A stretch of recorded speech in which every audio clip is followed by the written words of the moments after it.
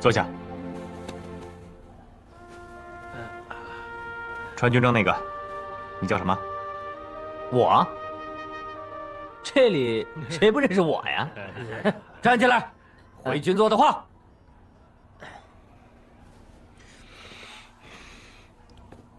回军座话，我叫宋年，原保安第5旅，现广州行营张发奎主任属下独立旅旅长。保安5旅，原来是日本人的帮凶啊！军座，我现在可是国军，日据时期，那也是情非得已呀。是。那你在日本人面前，也敢这么敞着怀说话吗？下次再让我看见你军容不整，参加正式会议，我一定把你撤职。军座，我是广州行营张发奎主任亲自任命的。闭嘴！那个，别拿张主任做挡箭牌。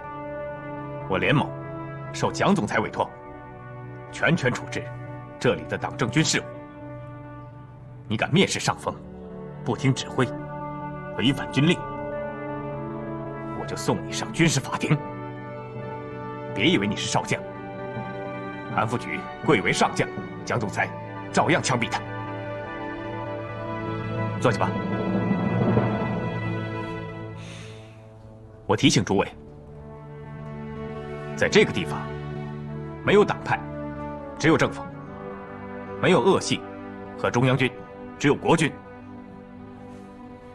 看看他们，他们都不是我连某的旧部下，是桂系李白2将军的嫡系部队46军，也就是在台儿庄、桂柳战场上打得日本人屁滚尿流的国军精锐。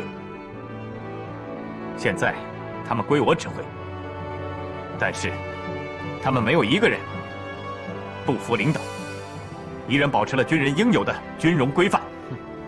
这才是军人，一个职业军人应有的形象。你们都是政府各部官员，我没有和诸位过不去的意思，但俗话说，无规矩不成方圆。我希望以后各位在正式场合注意一下自己的形象。你们都代表着政府，你们的一言一行都是老百姓评判政府的标尺。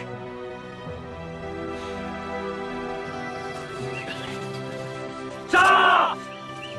上！有枪！上！上！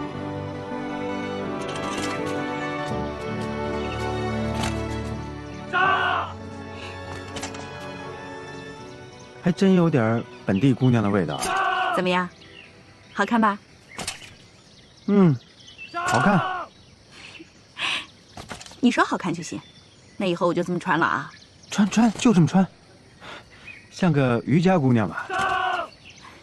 哎，对了，你找我什么事儿啊？嗨，你看我这脑子，你知道这次国民党派过来的接收大员是谁吗？谁呀？咱们的老熟人，你的大仇家，连城。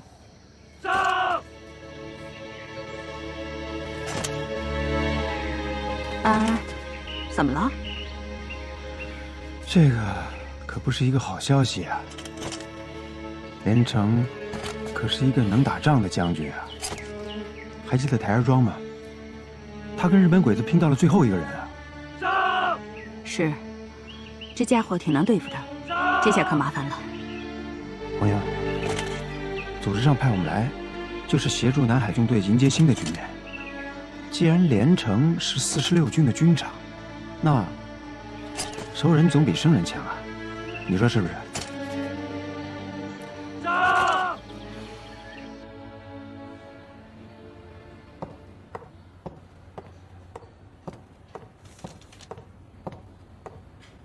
还是，穿新衣服了。当地做的，还好吗？来，吃点水果。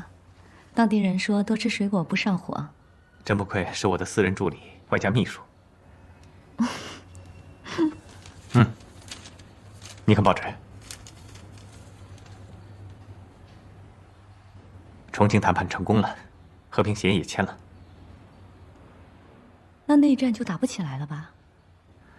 但愿吧，希望不是蒋总裁的缓兵之计。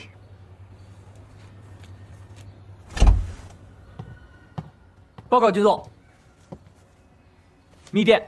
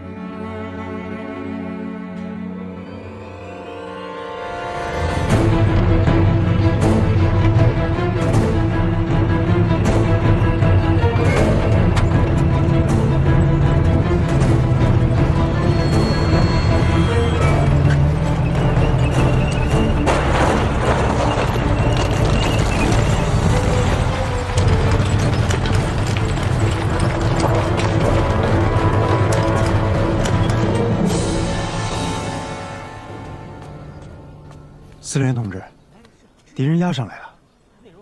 谁的部队？46军？不像，应该是宋年的独立旅，来的都是重型装备，坦克。宋年这个混蛋，党伪军时就是急先锋，现在换了张皮，还想接着来打我们。是不是先命令部队撤回来？撤什么？抗战打了8年，我们从来没有怕过他们。现在还是国共合作时期啊。重庆谈判刚刚签订了和平协议啊，韩奎同志，你可不能对敌人抱有幻想啊！蒋介石把46军调上来干什么？你以为他真的想跟我们讲和平？司令员同志，我在边区的时候，八路军和国民党的部队偶尔也有摩擦，可是双方都保持相当的克制，这也是中央一贯的态度啊。这是南方，跟边区它不一样啊。那政委同志，你的意见呢？作战的问题由司令员决定，我个人也倾向于打。对宋年的部队，我们太了解了。南海纵队虽然弱小，想吃掉我们也没那么容易。军座，宋年说他是奉张发奎主任的命令进攻南纵根据地的。这个混蛋！居然敢用张发奎来压我！军座，据卑职所知，这个宋年还跟郑介民有关系。军统，军座，据我所知，宋年这支部队是日据时期伪临时政府的一支警察部队，本来应该解散，是郑介民说服了张发奎长官，下令将宋年的部队改编成独立旅，暂时编入咱们的46军。作为进攻南海纵队的先头部队。张发奎想在我们46军打入一个楔子，命令宋年立刻停止进攻。军座，小不忍则乱大谋，他郑介民一定会告到蒋总裁那里去的。我来之前，总裁亲自训诫：3分军事，7分政治。本地的共产党本来就没几个人，而且常年被困在山里头，值得用大军去围剿吗？可是张长官的密令要我们在1个月之内消灭南海纵队，一群不懂政治的莽夫。抗战刚刚胜利，民心思定，周恩来、张群、马歇尔3人谈判小组正在如火如荼地进行谈判，美国人正盯着这场调停。如果谁先动手，谁就是历史的罪人，民族的罪人。如果我们主动进攻南纵，就给共产党一个借口，说我们存心要挑起内战，这不是给总裁脸上抹黑吗？军座高瞻远瞩，属下没想到那么远。诸位，记住总裁训诫：3分军事7分政治。你马上拟份函，邀请南海纵队派人来，和我们共商和平大计。是。成都武侯祠有一副对联，是清朝人赵藩写的：“能攻心则反侧自清，从古之兵非好战，不审事，宽严节物，后来之主要深思。”我把这副对联送给诸位。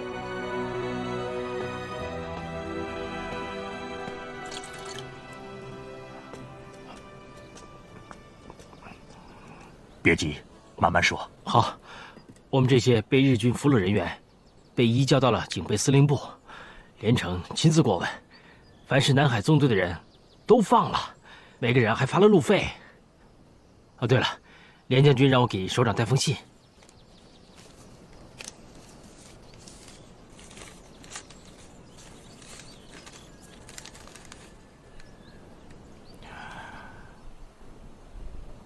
信上说，抗战已经打完了，需要我们派人去商谈所属游击队的改编事宜。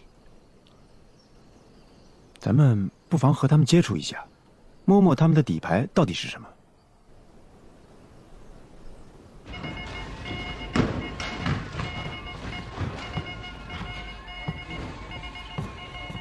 喂，喂，喂喂喂！长官，这是广州行营张长官的急电，命令我军立即进攻。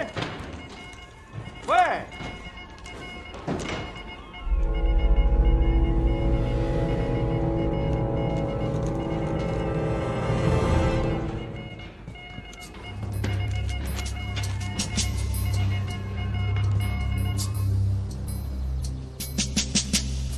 司令员同志，咱们能不能用电台直接请示一下中央呢？要有电台就好了。纵队的电台，在1941年树德战役的时候丢了，唉，已经几年没有和中央联络上了。可是，就算是鸿门宴，咱们也得去呀。韩奎同志，这可是敌人的反革命两手啊！假如咱们不派人去，那咱们就中了连城的计了。他准会大造舆论，说他们国民党要和平，我们共产党不要和平。这在政治上咱们就先输了一仗啊。这就像毛主席去重庆谈判，政治影响大如天呐。我跟连城是老相识，又在抗日战场上合作过。要不我去见见他，看看他到底耍什么花样。也好，既然要去啊，就到他们的大本营里去搞一个记者招待会，宣传我们的政见，反对改编，揭露敌人。好，那我这就出发。哎，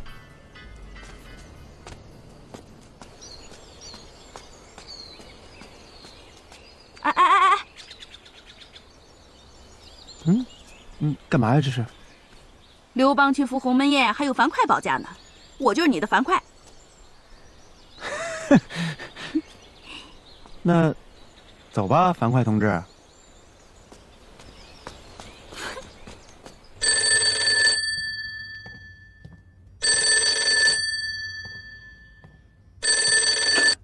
是我，连城。密令接到了吗？你为什么按兵不动？如果能不用武力解决南纵的话，岂不更好吗？连城，你这是违抗军令。我只是在执行蒋总裁的命令。如果因为几个南纵游击队而打乱了蒋总裁部署的大局，那就严重了。长官如果有什么异议，请直接向总裁报告。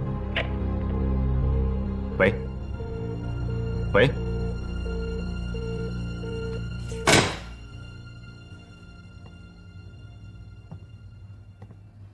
吃早餐吧，连城。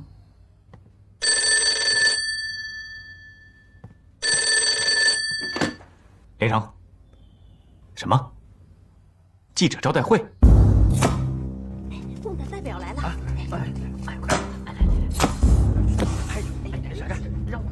各位，国军2方面军司令长官张发奎公开对报界宣称，本岛没有共产党。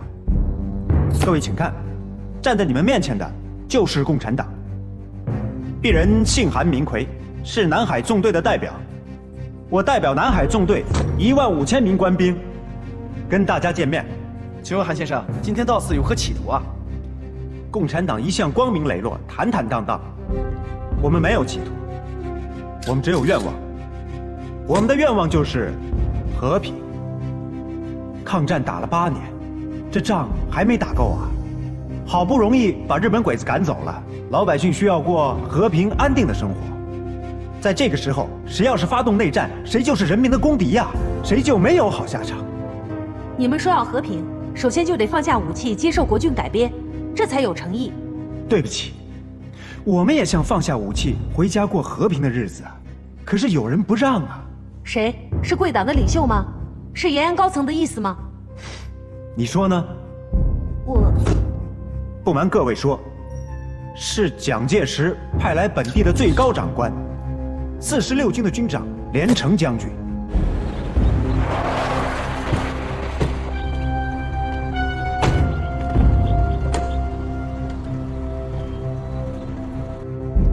连长官是国军长官，他怎么有权决定共产党放不放下武器呢？2天前，连长官的部队向我南纵发动了攻击，是他们逼着我们拿起了武器，为生存而战。国民党口口声声的讲合作、讲和平，连城没有想到，南纵派来的代表竟然是韩奎。此前他一直担心如何才能让南纵相信并配合自己，主动转移完成周恩来交给自己的尽全力保护南纵党组织和游击队的任务。看到韩奎，他心中的石头终于放下了。哎，连将军来了！连将军，连将军来了！连将军，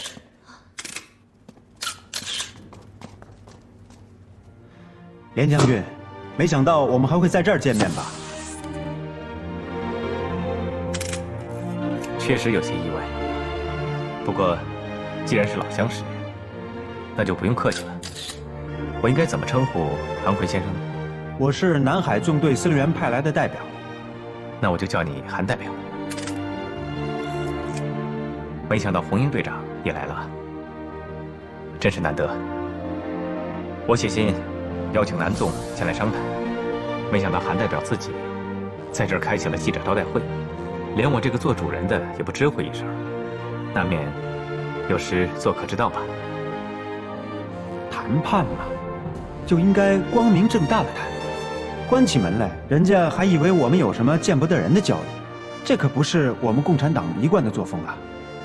连将军有什么话，就在这儿说吧。按照韩代表的逻辑，那毛泽东先生与蒋总裁在重庆谈判，也是见不得光的了。那连将军想在哪儿谈呢？快下车！快下车！快！哎，把这儿给我包围起来！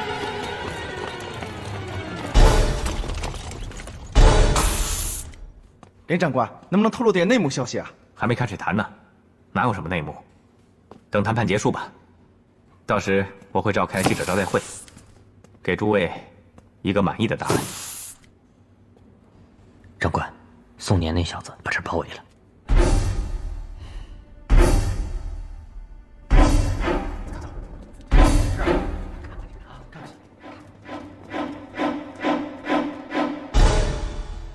宋年，这是干什么？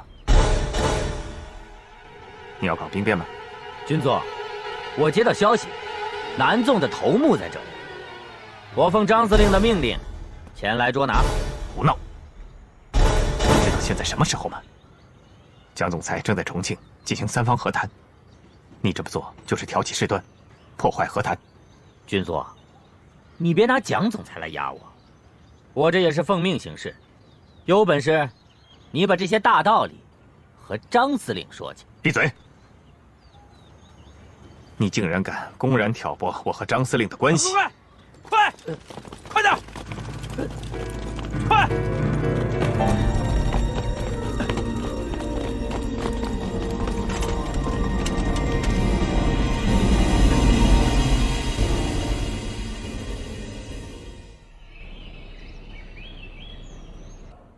抗战刚刚结束，你们就公然对共产党的抗日武装发动进攻，难道你们就不怕世人和舆论的谴责吗？就不怕背上破坏和谈的罪名吗？据我所知，南海纵队并不在两党和谈协议的日程上，也就是说，贵党中央并不承认南海纵队是共产党的抗日武装，皮之不存，毛将焉附？既然我围剿的不是共产党，而是武装流寇，破坏和谈从何说起？所以，请认清形势。摆在贵军面前的只有一条路，就是整编，通通编入46军序列，由我来指挥。韩代表，请回去和贵军高层仔细商讨一下我的建议，尽快回复。8年抗战，南海纵队牺牲了多少战士？贵政府没有给过我们1分钱。啊，现在胜利了，你就要把我们编入你的部队，接受你的指挥。哼，天下还有这样的好事吗？一个中国，只有一个政府；一个政府，只有一支军队。看来，连将军并没有把我们作为一个平等的对手来交谈。那这样谈下去，很难谈出一个双方都满意的结果。感谢连将军的盛情邀请，我看谈判可以结束了。韩代表，谈判嘛，不外乎就是一方漫天要价，一方坐地还钱。你们听了我的条件，但我还没听你们的，这不公平。现在中午了，这样吧，我请2位吃饭。先别拒绝，这顿饭不谈公务，就是老朋友聚会，就当我连城感谢2位在抗日战场上舍命相救的情谊。我的同事们都不参加，纯属家宴，怎么样？既然连将军这么重情义，那咱们也不能不领情啊。好，那就吃饭，吃完饭咱们接着吵架。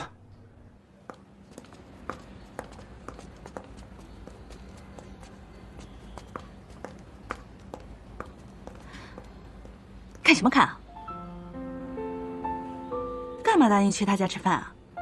你以为他真替我们着想啊？气死我了！这个，他这话里的意思你还听不出来呀？什么意思啊？我当时就想，在战场上就不该救他，让他死在战场上得了。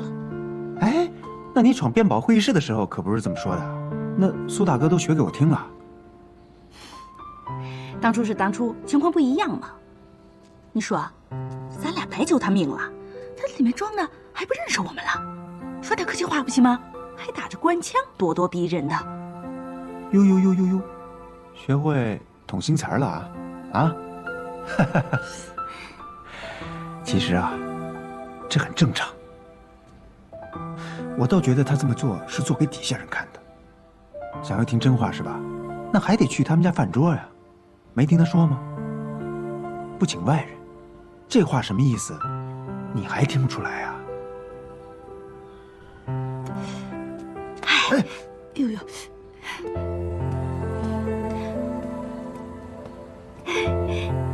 你说我怎么那么笨呢？哼，我怎么就没想起来呢？哎，不对，你忘了，他跟咱有仇。他可是你的杀父仇人呢。红英同志，你可别忘了，我们是为南纵的前途来的，私仇的事情是现在说的吗？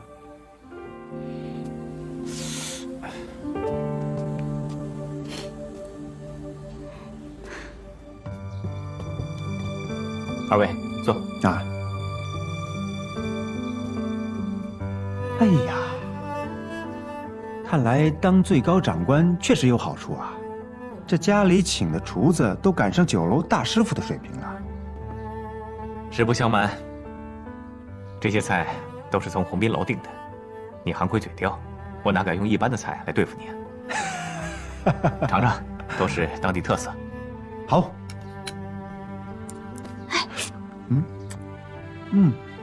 红英小姐，由他去吧，他这人就这样，亏什么都不能亏嘴。别装了，连城。什么红冰楼大师傅啊，还不把连夫人请出来？这桌上有4副碗筷，那个为谁准备的呀？你说吃家宴，那就你自己算家吗？算你眼尖，我讲得出来。爱吃。哎，我在厨房呢，还没弄好。爱吃，你这一身面粉，怎么了？我想做点面食。红冰楼的菜不好吗？不是，我听邢副官说他们俩是西北人，那我想南方吃大米，平时估计见不着面食，就想给他们做点儿。这想着容易做起来，不好意思啊。你早说呀，嫂子！哎呦，你踩我干啥？哦，哎呦，对不起，我叫错了，不该叫嫂子。啊，我介绍一下，这位是唐爱诗，唐小姐。您好。韩奎，韩代表。您好，您好。红英女士。我做面条挺拿手的，我帮你。那太好了。你们先聊着。好。来，哎。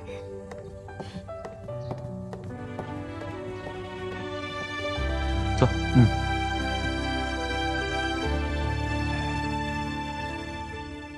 人不错，看上去心地善良。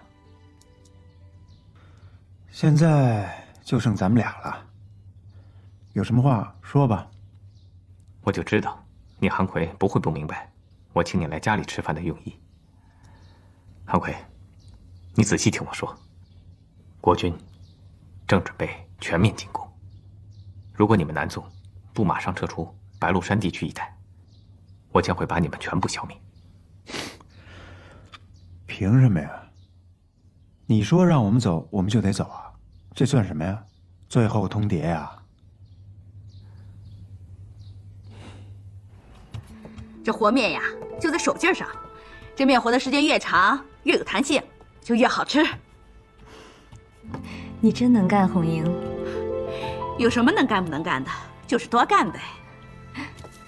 哎，哦，哎，嫂子，你们俩怎么认识的？我和连城认识10几年了。红英啊，以后你还是叫我唐小姐吧。叫什么小姐呀？又不是小姑娘。再说，你说你们俩都认识10几年了，早晚不是一家人啊，是吧？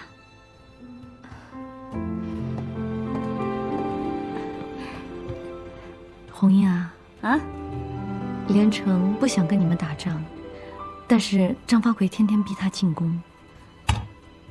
他是军长，蒋介石把他们46军调到这儿来，就是为了打咱南纵。你说他不想打，那他干嘛要来啊？他可以不来的。你们驻地的地形、布防、火力配备，我们弄得一清二楚。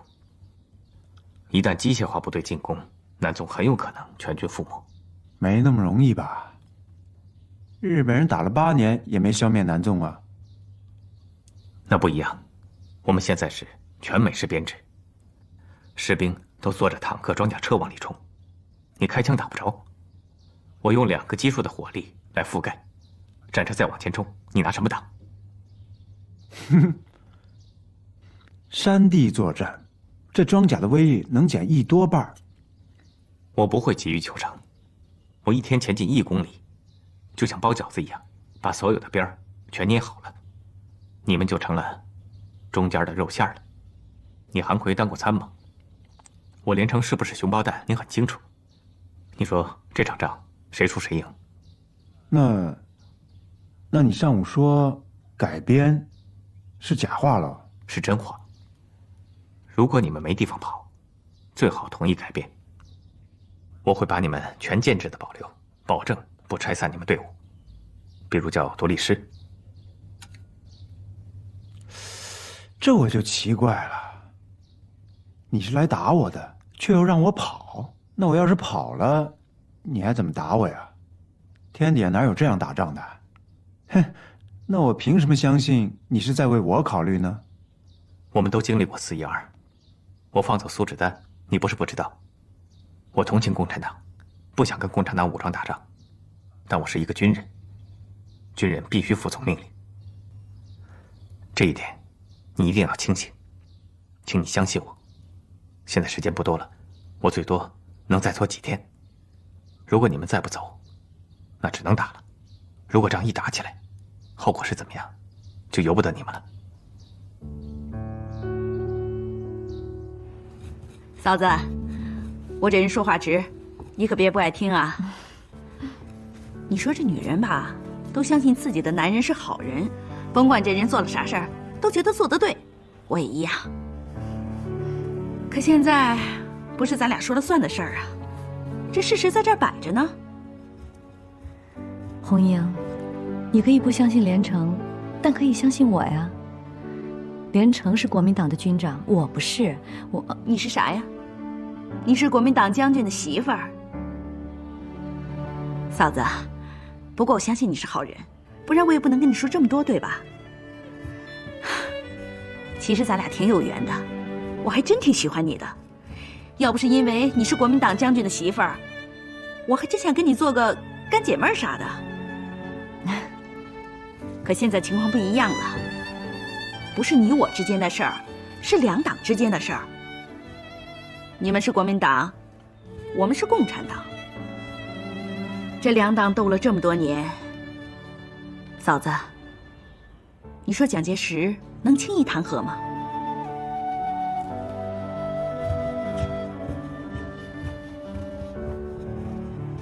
红英妹妹，其实我愿意听你叫我嫂子，因为那意味着你把连城当大哥，就像连城把楚天凡当大哥一样。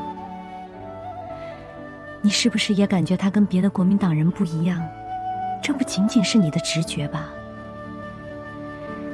你把我们当国民党，可你知不知道连城一直在拖延进攻南纵？他独自就任46军，身边连个说心里话的人都没有。我不帮他，他怎么去救南海纵队？你怎么就不明白呢？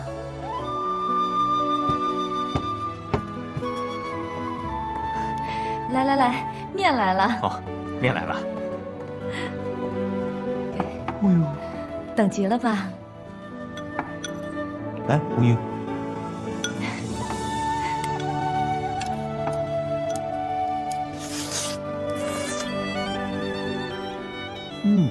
香香，真香！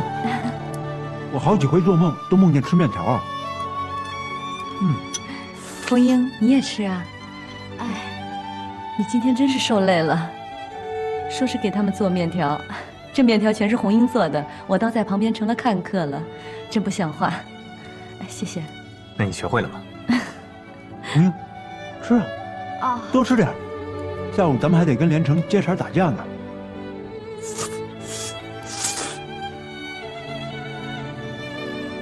如果以后两位需要联系我的话，就直接联系唐小姐吧。她是我最信任的人，什么话都可以跟她说。连长，你要是也想私下找我的话，可以去南门市场的一个杂货店。别打歪主意啊！那个老板既不是我的人，那个杂货店也不是联络点，就是一地标。报告，局长。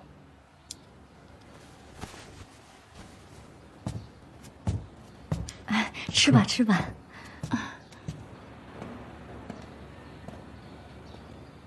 广州行营张发奎主任来电话，责问我们为什么扣押宋年。参谋长，请您马上回到警备司令部。知道了。是。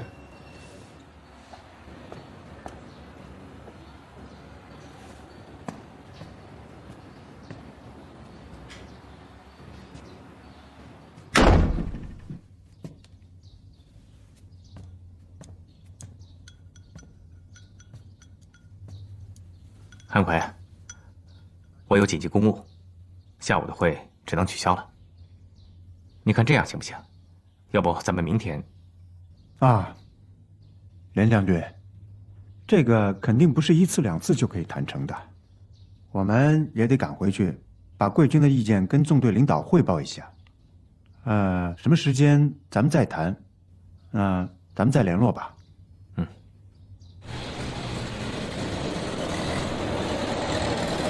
军座，咱们不如借坡下驴，给张发奎一个面子。他宋年手里的确有张发奎的密令，您怎么治他的罪？顶多问他个密室长官罪。为了宋年跟张发奎结下梁子，不值当。更何况这里是粤系地盘，就连蒋总裁也不得不考虑这些因素。您说呢？这个宋年是个汉奸。没错，可他现在穿的是国军军装，像这种换身衣裳就成了国军的事，在全国还少吗？把他放了吧。是。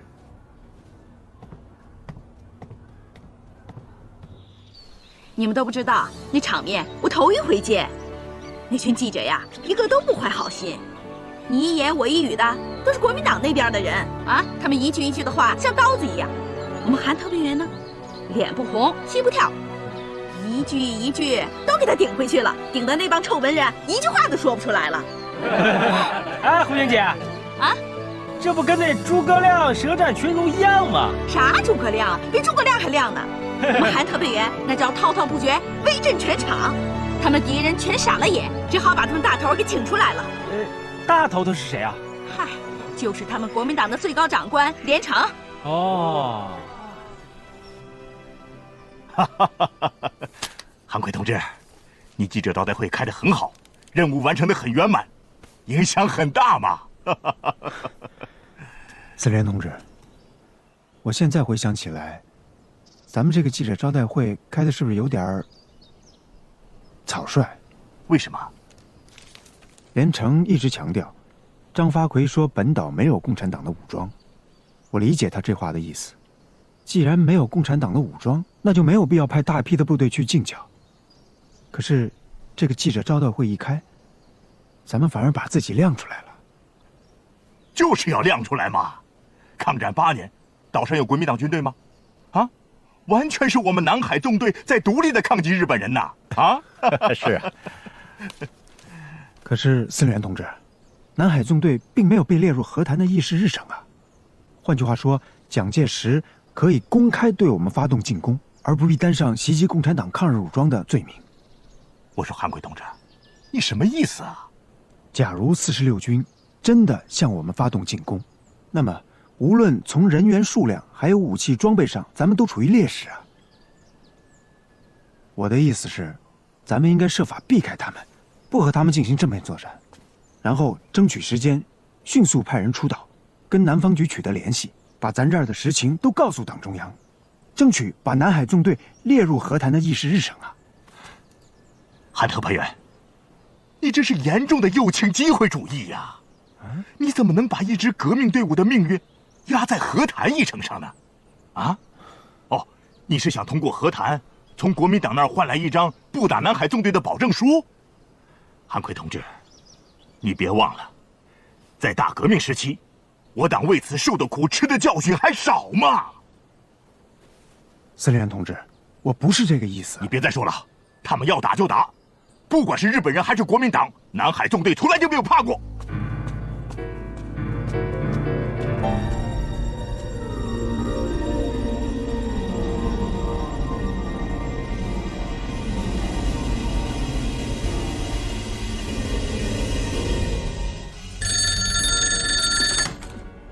喂，是。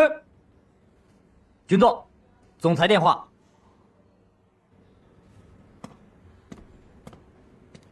校长，我是连城。连城，我命令你立即发动进攻，彻底消灭南海纵队，听见了吗？是，校长。立即发动进攻，彻底消灭南海纵队。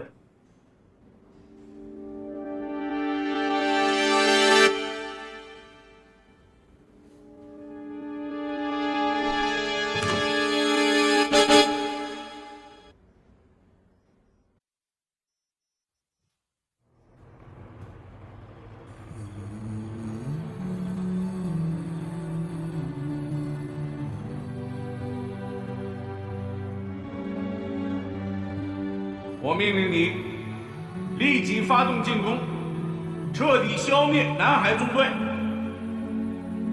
周公说，你现在身居要津，同时又取得了蒋、冯、李、白这几个派系的信任，那就要争取在战役和战略这个更大的层面上，为党发挥更大的作用。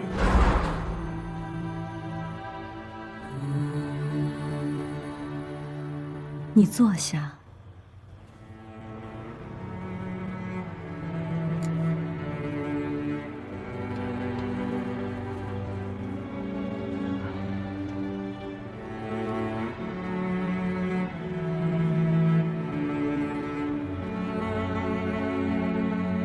总裁今天亲自给我打电话，命令我马上发起进攻，消灭南海纵队。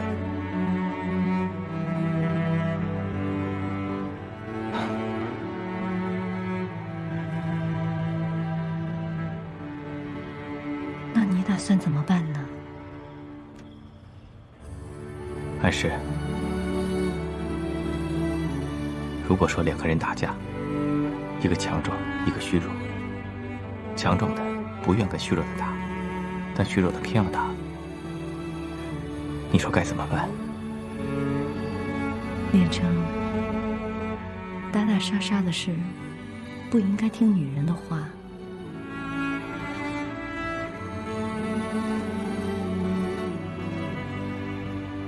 我就想听你怎么说，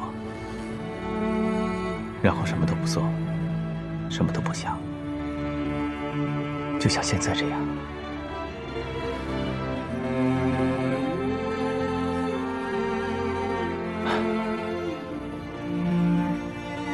我来告诉你，男人遇到这种问题会怎么解决吧。伤其十指，不如断其一臂。只有给对方狠狠的教训，才能让他老实。不管最后伤成什么样，至少还能留条命。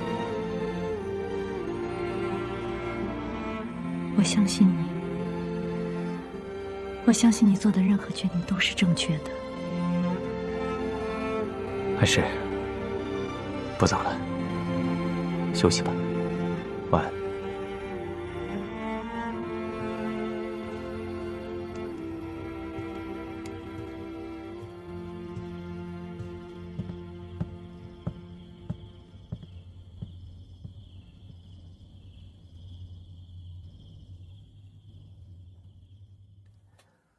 我们已经给共产党一个机会了。通过舆论的报道，公众已经一清二楚，是南海纵队不愿意和谈。也就是说，政治这一仗，我们打得很成功。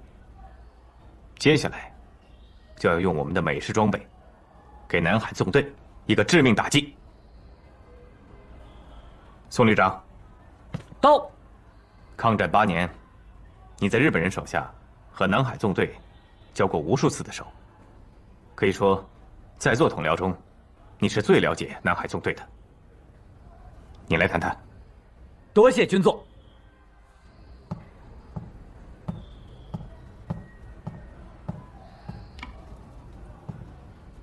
南纵盘踞在白鹿山一带，我独立旅将兵分2路，发动前行攻势。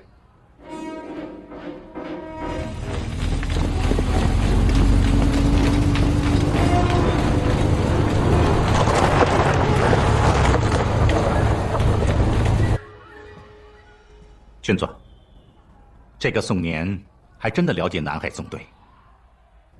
如果他的这个前行攻势计划能够顺利实施，南海纵队不全军覆没也要10损8九，元气大伤。军座，您还担心什么？如果宋年真如他自己所说，这么了解南海纵队，为什么这8年来他就没有剿灭他们？虽然说保安旅战斗实力弱，可是日军的战斗素养是极强的。就算他只带路，也能把南海纵队逼入绝路。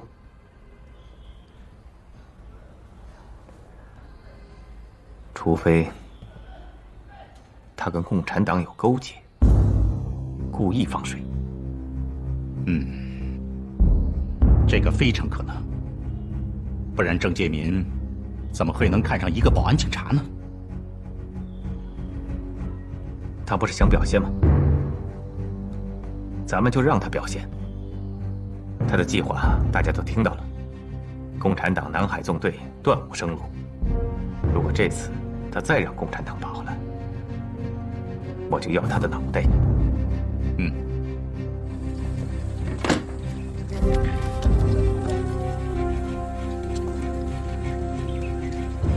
我就是要让他连长官看看，不是光他46军能打仗，老子的保安旅也……旅长是独立旅。啊，对，独立旅。虽然咱们独立旅战斗力不行，但是熟悉地形地貌，闭着眼睛我就知道哪儿有块石头，哪儿有棵树。他美式舟桥团都过不去的大河，我宋年就有本事让坦克车大摇大摆地开过河。诸位，你们都给我听好喽，这一仗事关咱们今后还能不能吃这碗饭，还能不能在本地立住脚，还能不能得到张发奎司令长官的全力支持。所以只能成功，不能失败。坐。还是有件事，我想请你帮忙。你为什么问都不问就答应了？有必要问吗？我说过我相信你。可是这件事情有一定的危险性。我知道。我最不愿你替我去冒险。可是在这儿，没人能够帮我。别担心，我没那么娇气。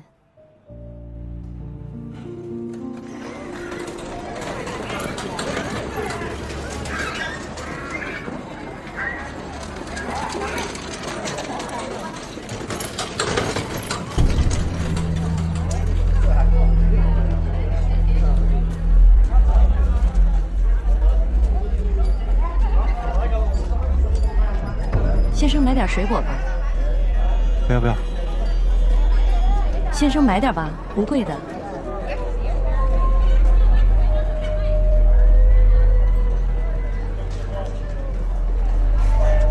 你这筐水果多少钱啊？随先生给，只要不说在哪儿买的就行。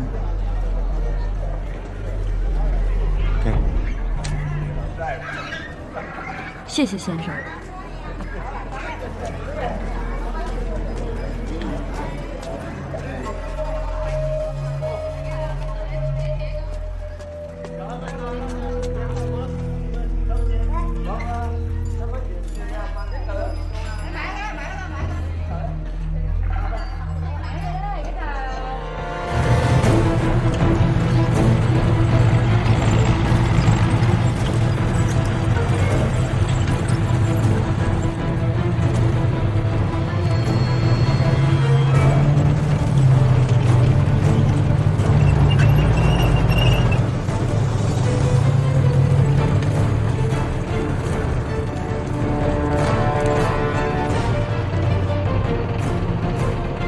命令各部6时整到达指定地点。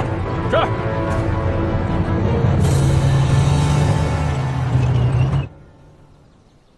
司令员同志，这个就是宋年旅围剿咱们的军事部署。太好了！哎，韩特派员，你这是从哪里搞到的？哎，司令员同志，这可是咱们党的地下工作纪律啊！我明白，我明白。哎呀，我的意思啊，如果有机会，你一定要向上级报告，给这位同志请功啊！我会的。政委，召集各个支队开会。这一次啊，我们要让宋年这个狗汉奸尝尝我们的厉害。好。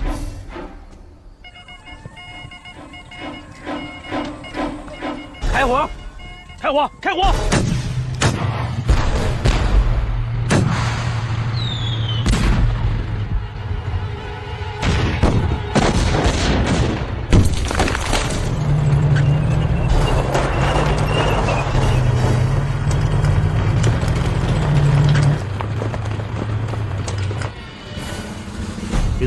他们应该到这儿了。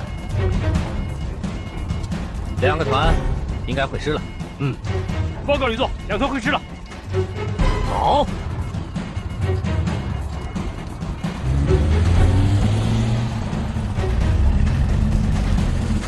天衣无缝。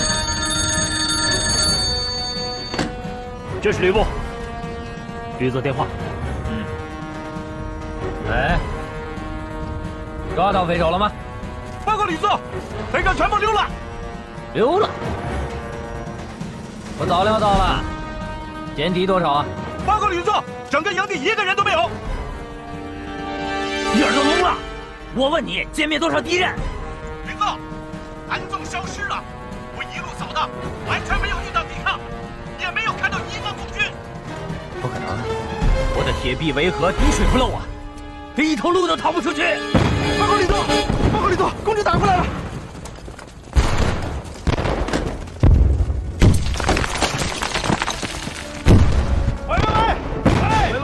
喂！你们在哪里？旅指挥所被摧毁，所有参谋和报务人员全部死亡。本次战役，宋年旅共计损失487人，后勤处以及警卫营官兵327人阵亡，伤50余人，近100人被俘。进攻部队无1人死亡，伤员多是行军和进剿途中摔伤。更为严重的是，旅指挥所内所有地图和文件，包括我46军在全岛的布防图，全部遗失。现场没有留下1张纸片。那我46军岂不是全部暴露在南海纵队面前？混蛋！指挥所、参谋、警卫，一个都没活下来。为什么他这个旅长就没死？是不是交火前他就跑了？交火的时候他在哪儿？据宋年自己说，屁！他放的屁你也信吗？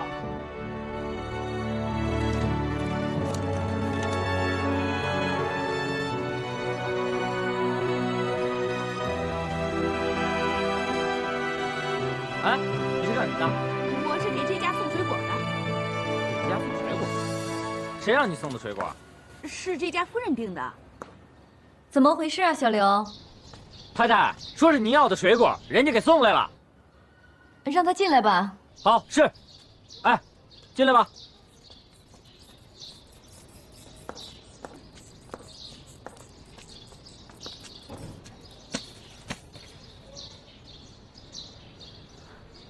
红英，嫂子，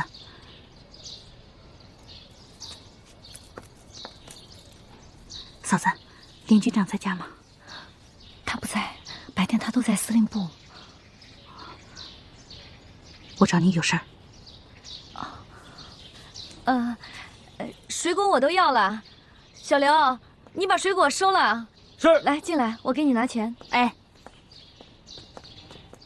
堂堂一个旅长，就算再不会打仗，跟着日本人屁股后面6年时间，顾头不顾腚，屁大一场仗，居然被共产党连老巢都给端了。你们说，这样的旅长能留吗？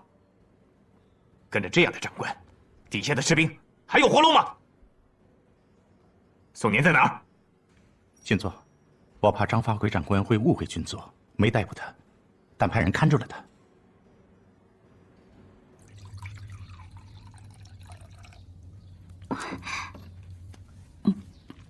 慢点儿。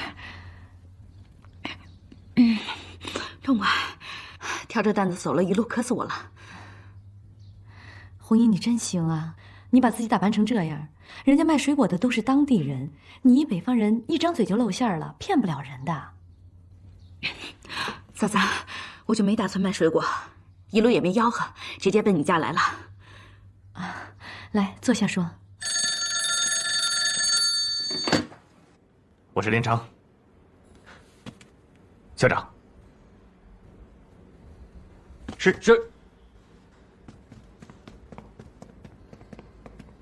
校长，知道的会说是张长官的手下无能，不知道的会说46军妄称国军精锐，说校长用连称不当，学生给校长丢脸了，让校长在礼拜2长官面前你不用顾虑。李德林和白建生把46军交给你连城，比交给张发奎放心。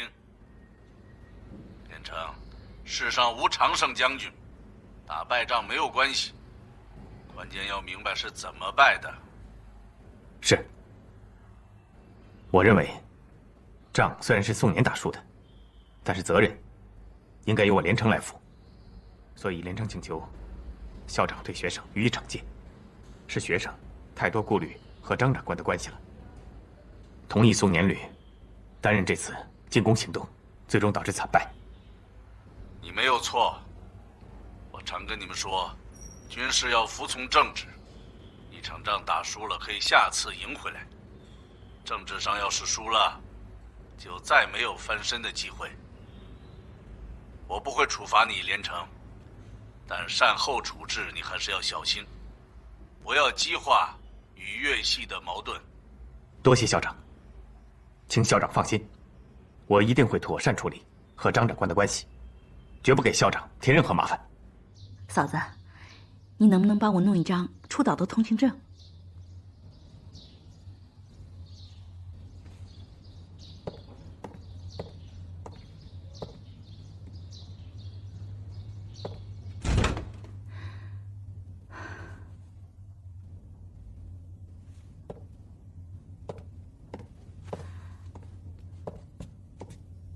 嫂子，我知道你在想啥。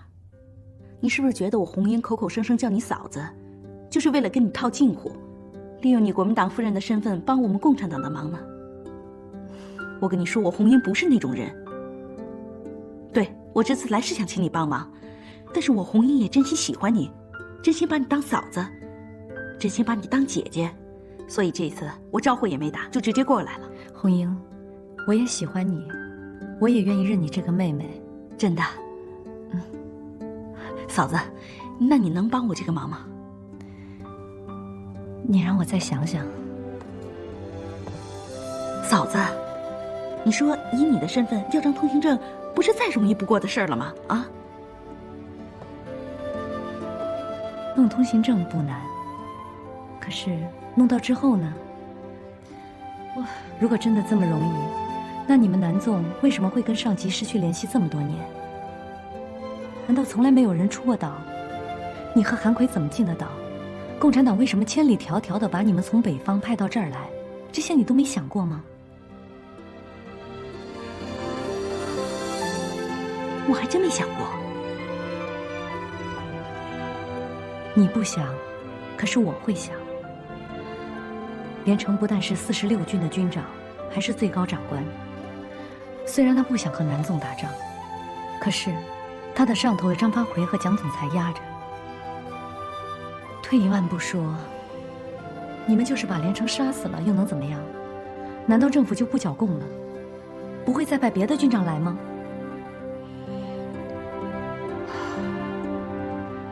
红英，我不知道你出岛要干什么，我也不会问，因为我知道你不会跟我说实话。我只是想提醒你，对于南纵来说，连城应该已经是最好的对手了。与其针尖对麦芒，最后弄得全军覆没，不如相互配合，拖延时间。我相信，连城对蒋总裁应该是可以应付的。日本人在岛上6年都没做成的事情，凭什么要他短时间之内就完成呢？可是必须得有默契。南纵一定要把连城当作合作者，而不是敌人。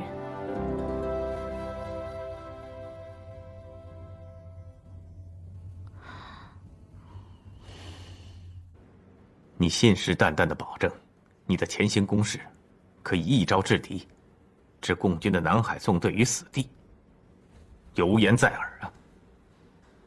现在，非但没能摧毁南纵，而你自己的指挥所却被共军夺了老窝。你说说看。军座，我认为前行攻势计划没有问题，只是问题出在共军好像提前知道了我们的军事部署，从而准确地选择了我2次。放屁！计划是你做的，这个屋里包括我军长在内，都是在行动前1天才知晓你的计划。你说情报泄露，那泄露情报的共谍是谁？你指出来，我当场枪毙了他。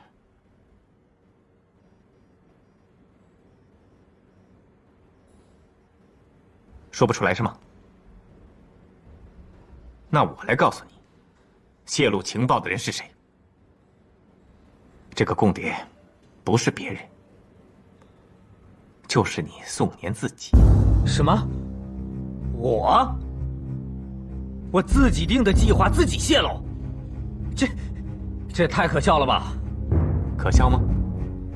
一点不可笑，我觉得可悲。我就是不明白，以日本人这么高的战术素养，又在一个四面环海的孤岛上，花了6年时间，却剿灭不了区1万多人的南海纵队。为什么？答案只有一个，就是南海纵队一直提前知道日军的行动部署，从而避免袭击。那知道情报的人是谁？能够提前了解日军进攻行动的中国人有几个？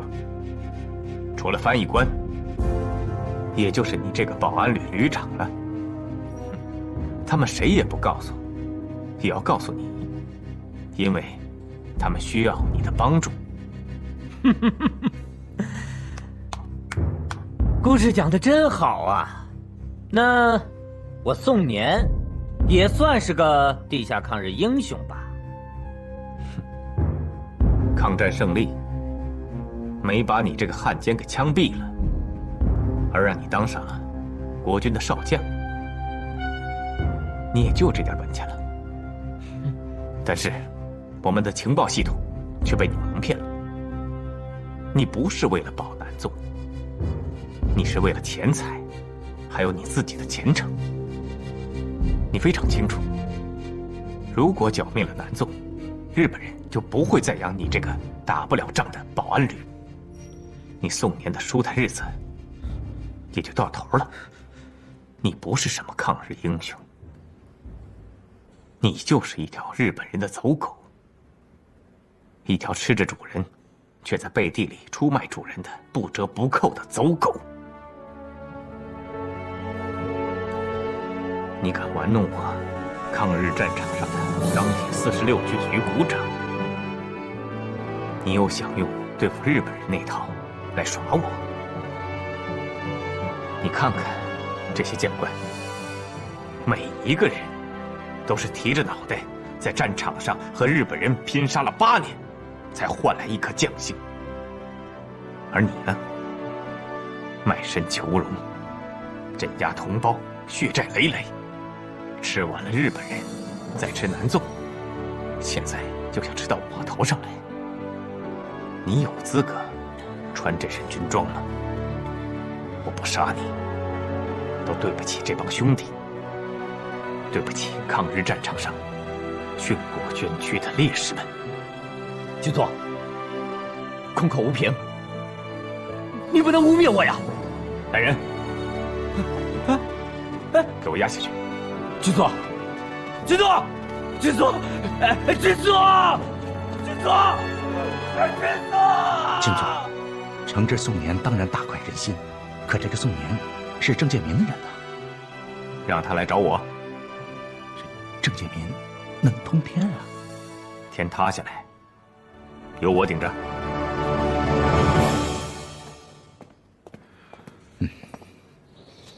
唐小姐果然厉害，难怪连城这么信任她。她怎么厉害了？其实我倒觉得吧，她话中有话，软中带硬。我都想不明白，就赶快过来找你了。红英，现在咱们可以确定，连城不像其他国民党军官那样，非要剿灭南海纵队不可。但是不管他出于什么原因这么做，我们都要利用他这一点，确保南海纵队生存下去，完成党中央交给我们的任务。哎，你刚才说那个唐小姐怎么厉害啊？人家唐小姐句句话都说在要害上了。按说，南海纵队的电台41年就丢了，即便这电台丢了，可是派人出岛，完全可以跟南方局，当时叫南委，取得联系。可是，纵队领导为什么没有这么做呢？为什么？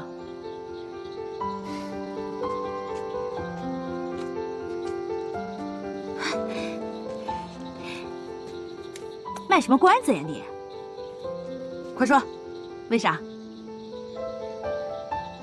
因为他们根本就不信任南委。怪不得他们对我们不冷不热的呢，很多重要机密还都不让我们知道。可就是因为他们不信任南委，所以42年中统端掉整个南委机关，却没有能同时摧毁南海纵队。因为南委根本就没有掌握南海纵队的情况，党中央跟南海纵队也多年失去了联络，所以他们对南海纵队的情况也不了解。这就是为什么南海纵队没有被列入共产党的抗日武装。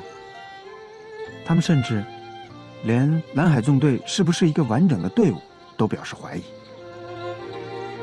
可现在南海纵队还在坚持呀，我们看到了。是啊，可是那也是我们来了之后才看到的。特殊的地理环境造成了特殊的情况，所以保证这支队伍生存下去就变得尤其重要。不能让这支独立艰难挺过8年抗战的这支队伍，在抗战胜利之后却毁在国民党部队的手里。个人受点委屈没什么，只要能把这支部队完完整整的带回家，那么我们付出的一切都是值得的。红英，你随时都要有被误解的思想准备，因为长期跟上级失去联系，使纵队领导的思维还停留在抗日战争，甚至是10年内战的时期。这也就是为什么他们对于我们跟连城的接触都抱着嗤之以鼻的态度。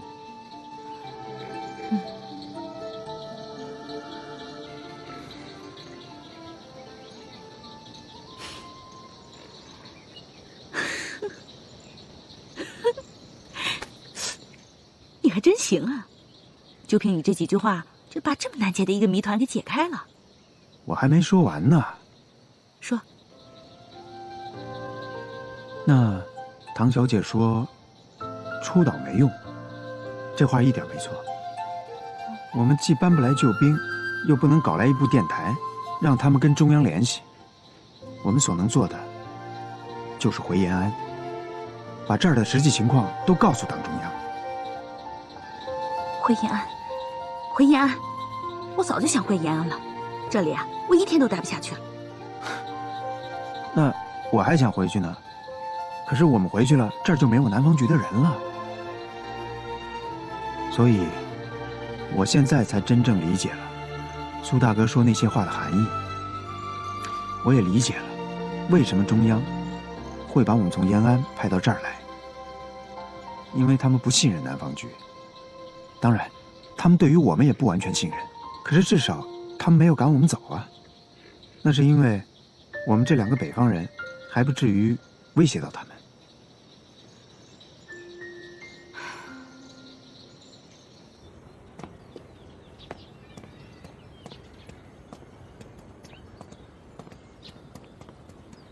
先生，您怎么来了？也不通知我一声。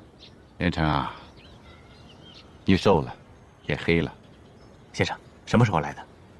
我让副官给您安排住下。不用了，我已经住下了，这些小事儿就不麻烦你了。先生已经住下了。是啊，阜成医院，我们系统内部安排的，你就不用费心了。再怎么说，我也是地主，您总不能让我……我们之间还需要客气吗？我要是真没地方住，我就直接住到你家里去了。我不进你军部了，这样吧，一会儿一块吃顿饭，我已经安排好地方了。先生，让我尽一次地主之谊吧，这顿饭我请。你放心，有的是机会，我啊还要在这儿住一阵呢。好，怡园餐厅，别晚了啊。对了，叫唐小姐一块儿来吧。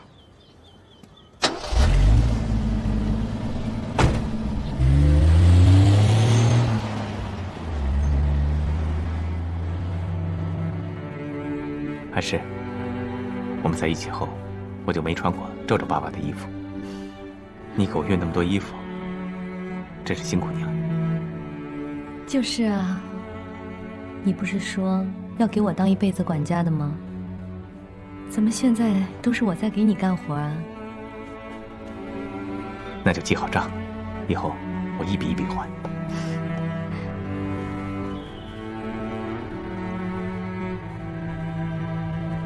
还是，这条裙子穿在你身上真好看。啊，我是说，人好看。什么时候学会夸人了？冷场里为什么非要让你带我去啊？从他这种人嘴里说出来的话，都是居心不良的。我知道，你是为了我。其实你最不愿见的人就是冷场里。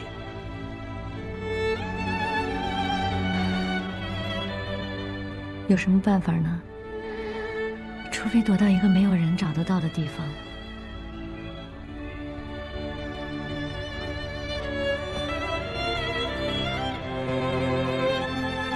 还是在重庆的时候，我老做同样一个梦。梦里我牵着你的手，走在一条路上。这条路很长很长，没有尽头。可是每次梦到同一个地方，就会醒。到了这里以后，就再也没有做过这样的梦。你说，这会不会是一种暗示？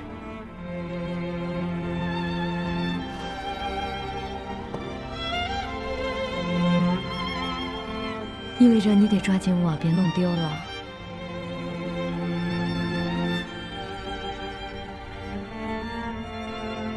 连城，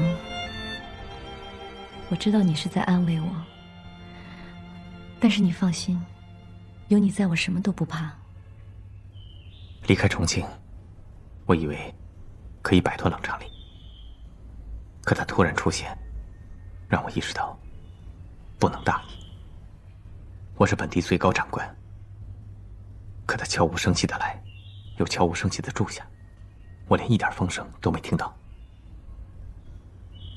以他中统副局长的身份，就是在重庆，无论他出现在什么场合，都不会不引起震动。可见，这个孤岛并非一潭静水。别怕，你不是说过要扎好藩篱吗？咱不怕他，走吧，晚了要迟到了。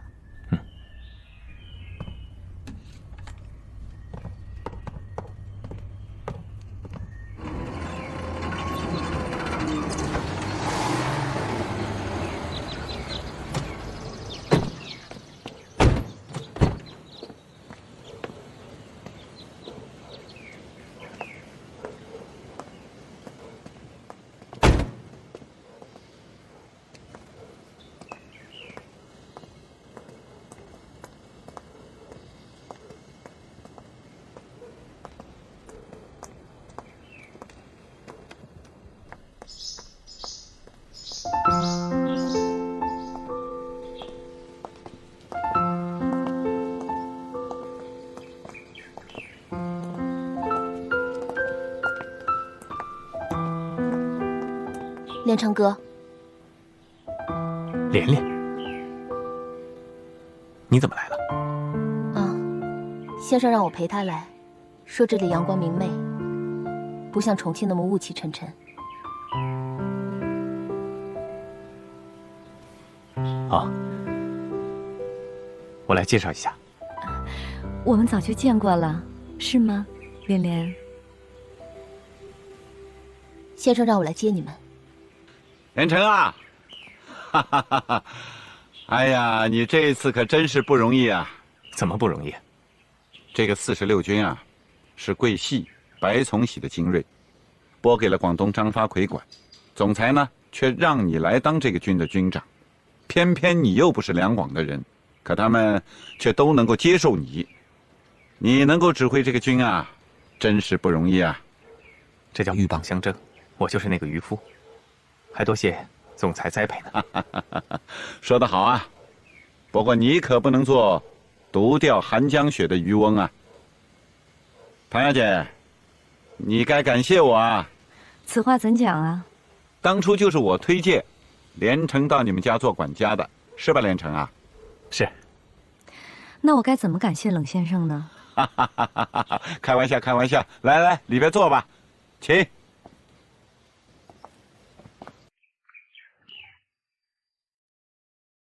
哎，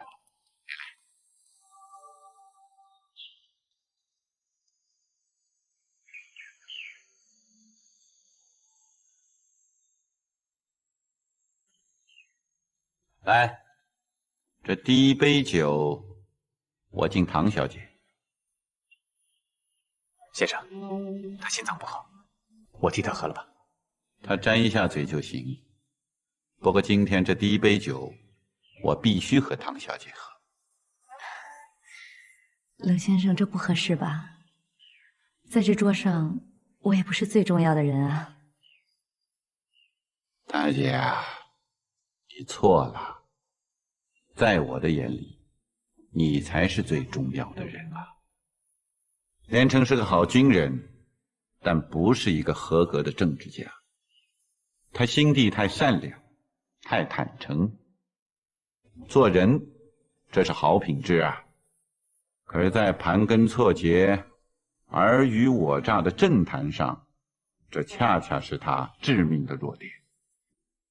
连城缺的就是政坛上的历练，而你能弥补他的不足啊。冷先生高看我唐爱诗了吧？大姐，或许我们之间有误会，但是我说这些，绝无任何恭维和虚情假意。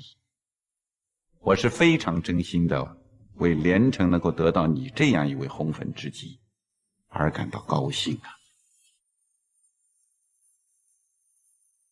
我从未有过任何从政的经历，不明白冷先生何以判断我了解政治啊？唐小姐如果不介意，我提过去。当年你家可是夜夜高朋满座，哪一位不是政坛高手？又有哪一位敢说你唐小姐不懂政治啊？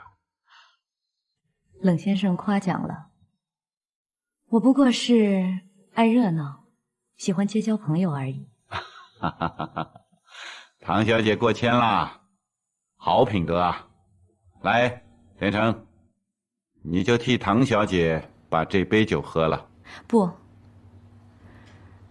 女人都爱听好话，尤其冷先生的夸奖更是难得。就冲这，我也应该喝了这一杯。谢谢冷先生，请。唐爱诗被冷长里的话惊着了，冷长里没有把她当虚荣女人，反而评价极高。这意味着在冷长里眼里，他唐爱诗已经挂上号了。好了，都是自家人，下面随意吧。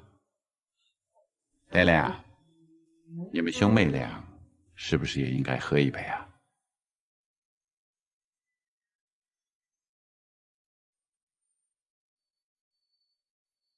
先生，连城哥喝不了酒。我记得有一次，小时候他偷酒喝，结果醉了1天1夜。酒醒后，我爹又罚他站了1夜。从此，他滴酒不沾。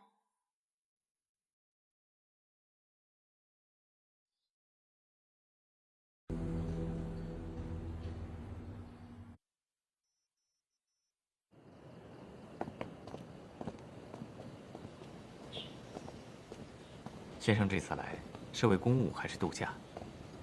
如果是度假的话，都不是。我是为你而来啊。为我？你的46军那个旅进岛第一仗就给人端了老窝，我能不来吗？2天前的事儿，这么快传到重庆了。现在这个时期，2天时间已经太长了。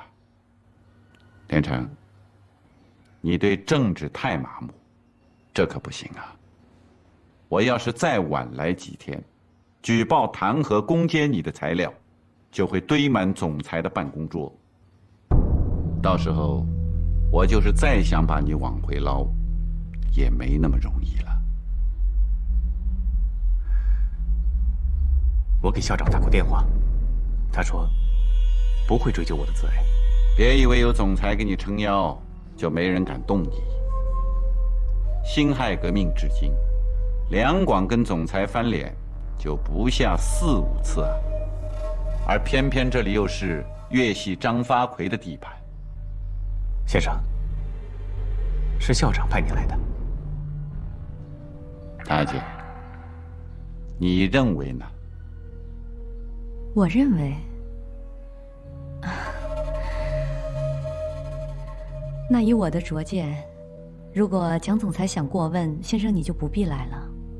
你看，对你的蒋校长，唐小姐可是了解的比你深啊。我说你在政治上不如他，没委屈你吧？你记住，连城，政治上从来就没有对错，只有利益。不是你的总裁不要你，是两害相权取其轻。你连城和粤系孰轻孰重？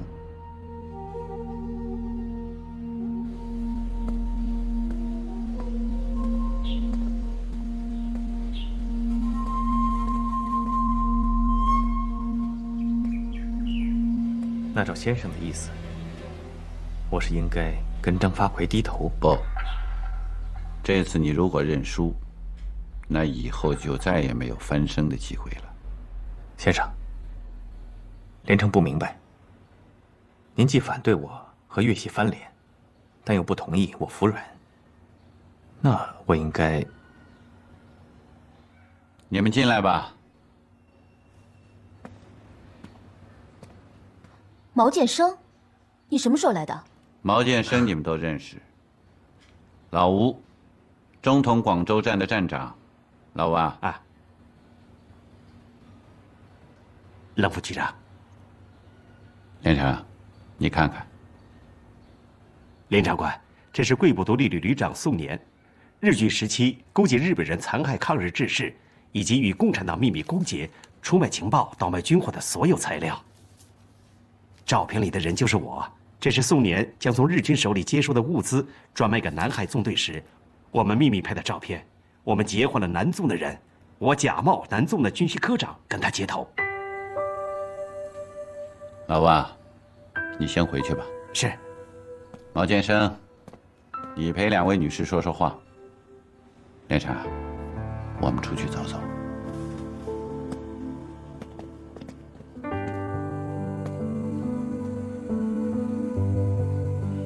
这个宋年是郑介民扔给张发奎的一块烫手山芋，而张发奎也只是利用他往桂系和蒋总裁的眼里揉沙子。只要把杀宋年的理由坐实了，他张发奎犯不着为了宋年跟所有的人翻脸作对。材料你可以放心，没什么问题，所有的材料都是真实的。除了我，没人可以弄到他。先生，我的处境，你怎么那么了解？你放心，我不会监视你连城的。我对自己的眼光还是很自信的。不过，你还是要反省一下，否则以后再出这样的事情，我都不知道我还能不能再帮你。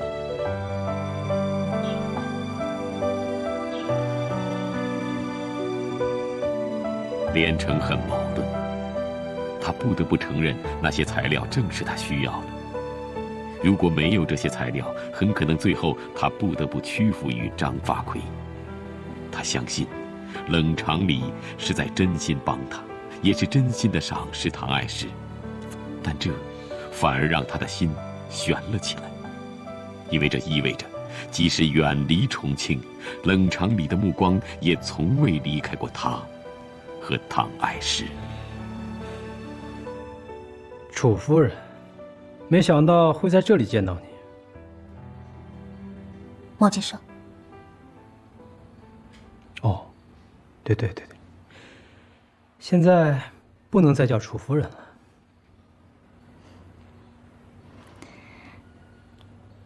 连连，你连城哥可挂念你了，他老说重庆的天气对你的身体不好。他说你不喜欢阴天，一到阴天就特别容易发火生气，自己都控制不住是吗？偏偏这重庆又老是雾气沉沉的。其实，西方的医学研究证明，自然环境对人的身体确实是有影响的。你比如说我吧，我对些气味和花粉就特别敏感，一闻到就喘不上气儿，严重的时候还会觉得心脏都要爆炸。夫人把所有下人都送走了，就留下我一个。夫人心脏不好，我实在放心不下。难怪你老对我发脾气，原来是天气影响的。你怎么那么多话？现在这儿倒是阳光明媚了，就是天气太热了。你多喝点水，不然容易上火。回头我让司机给你多送点水果，多吃水果对皮肤好，尤其像你这么漂亮的小姐。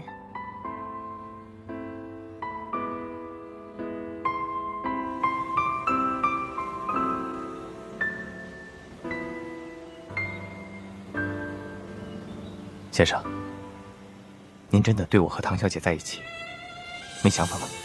你说没有是假的。你知道，我原来一直希望你和连连。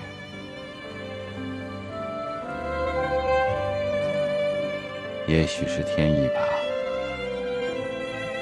不过我现在也想通了，连连在感情上也许跟你最近，可是在事业上，她不如唐小姐对你有帮助啊。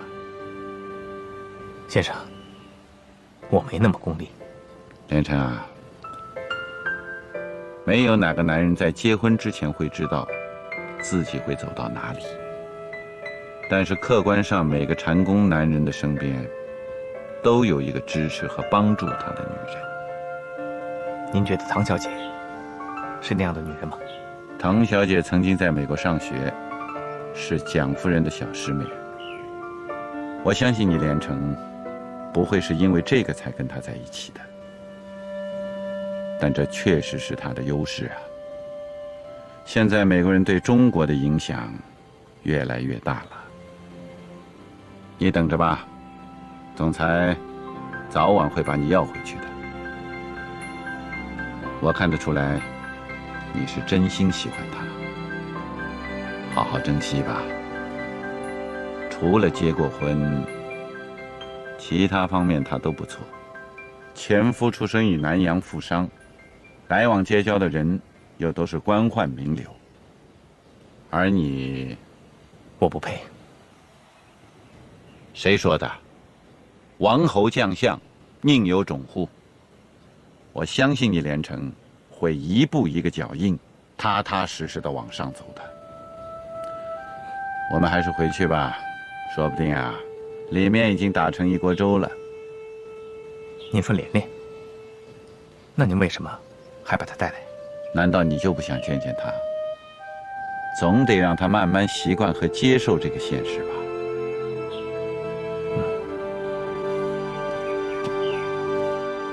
走吧。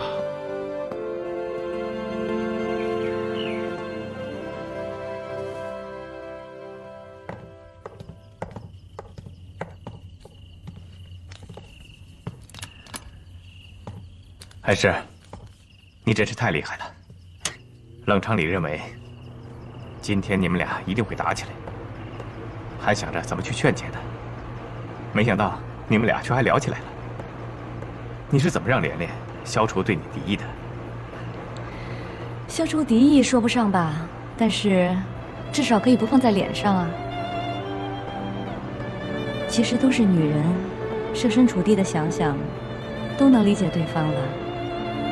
连连是有些孩子气，但是心地不坏。他要是真的特别有城府，我倒害怕了。看来你们连家人都是一样的。什么样？善良、正直，喜怒形于色，不掩饰自己。你这是夸我，还是批评我？你说呢？别对着吹了，当心感冒，去洗个澡吧。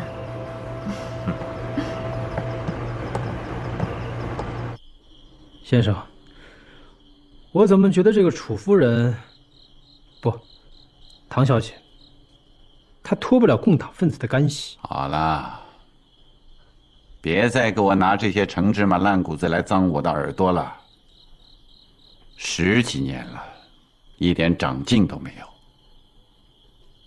当初你比连城当兵还早几天，可人家现在已经是中将了，是一方诸侯。而你呢，到现在还只是一个中校，你还有脸拿这些话来烦我？先生，我真的觉得他……我说你到底明不明白？我把你从广州调到这儿来，到底是什么意思？明白。眼前是帮助连城惩治宋年，确保击败粤系的张发奎。下一步，利用我系统资源为清剿南海纵队提供情报。再下一步是改造本地的警察系统，为新政府运转提供保障。而长远的计划是在46军悄悄建立组织，严密监控桂粤双方，以防有人在连城的背后捅刀子。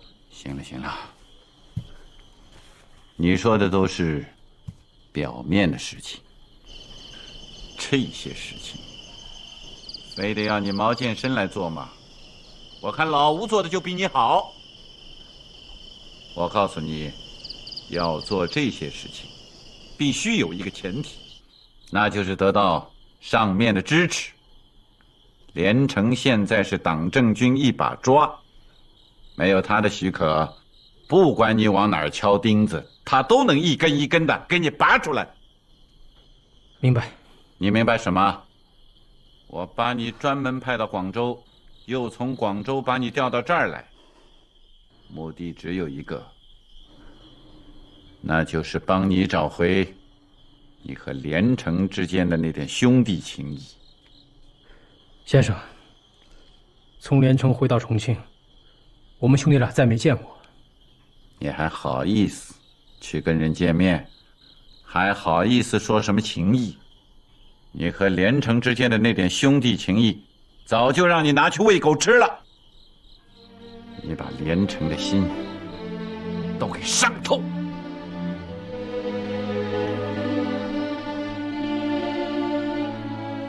要不是你，连连早就嫁给连城了，哪还有什么唐小姐？如今你又盯上了连城的女人，你是件命长啊！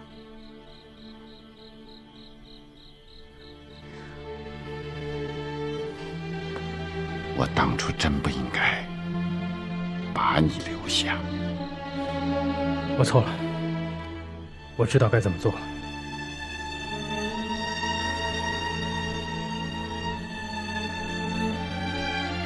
你给我记住，多干添砖加瓦的事情，少做拆房毁地的勾当。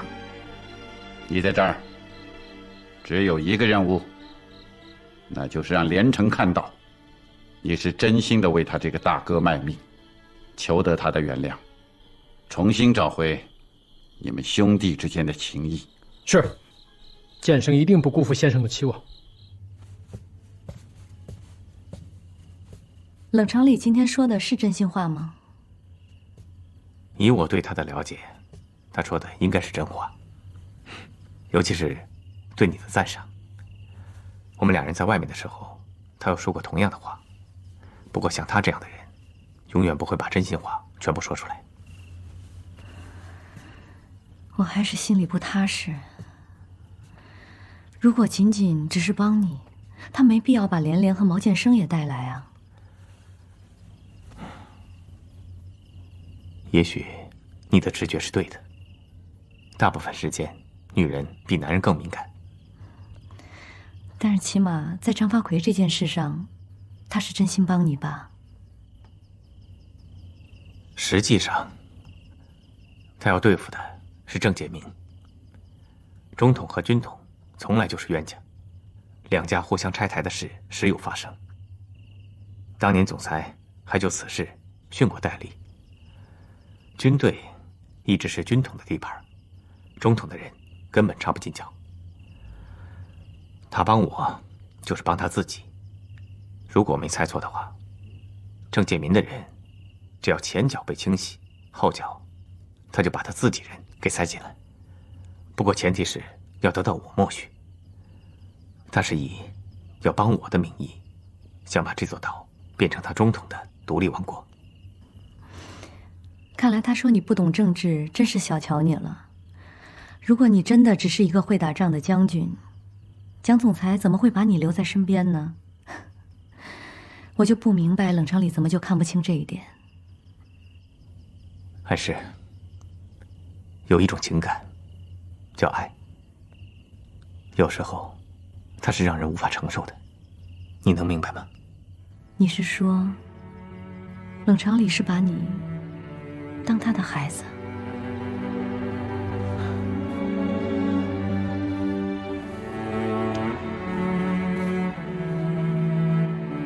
还是有时候，我真想扔下所有，什么都不管，带你离开，不管去什么地方。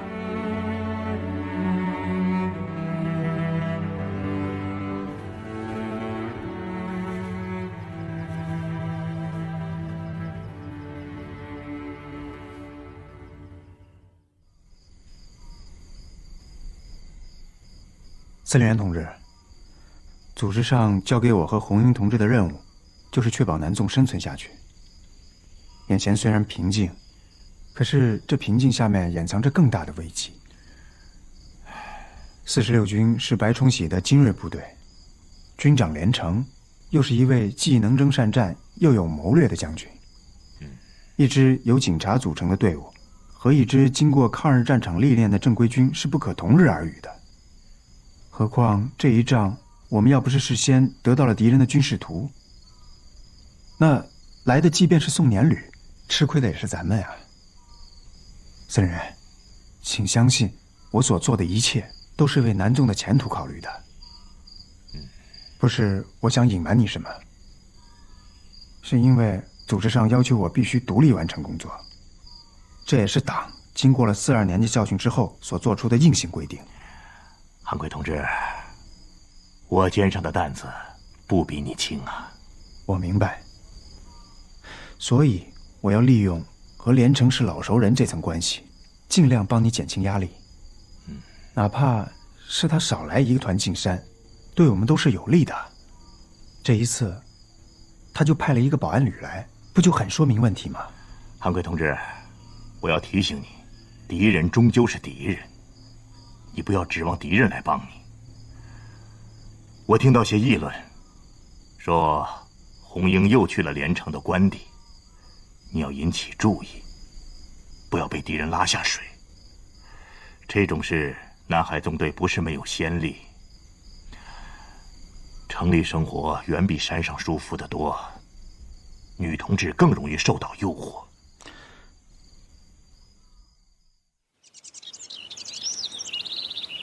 张长官，我有确凿证据证明宋年就是共党潜伏在我方的谍报人员。这也证明了指挥所里所有参谋和警卫全部战死，只有他活了下来。这是因为他怕留活口，被人举报，所以策划了屠杀行动。连城，你要对你说的话负责。长官，连城绝对秉公处理此案。虽然宋年屡次犯上，但出于对长官的尊重和信任，我还是委以他重任，就连作战计划都由他独立完成。同时，这也是出于两广军队长期默契合作的信任。可是他竟然……好了，你不用解释了。你敢杀，就要敢负责任。如果你不能拿出证据证明你说的话，我会亲自飞到重庆找蒋总裁评理。哼！长官，我知道，我让邢副官把材料送到广州，亲自递交到您手上。长官，再见。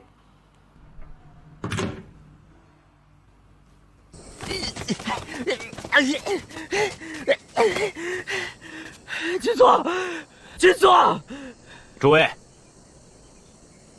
我连城从军这么多年，打过无数次仗，杀死过无数敌人，但从来没有杀过自己人。今天，我要破这个例了。我在来的路上，一直在想，是什么样的人带兵打的这场仗，会打成这样？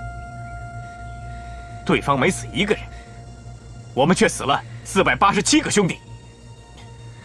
我们都是军人，你们想想，如果你们的顶头上司是这样的人，你们敢跟吗？在战场上有这样的上司，你们心里踏实吗？就是他，宋年，他不配带兵打仗，只配当汉奸。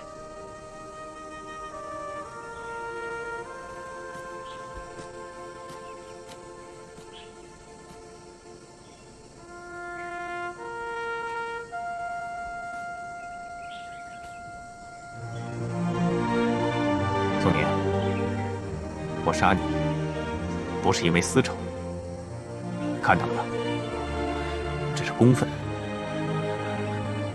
你不是觉得我冤枉你了吗？那我就让你死得明白。邢副官，到，给他看看。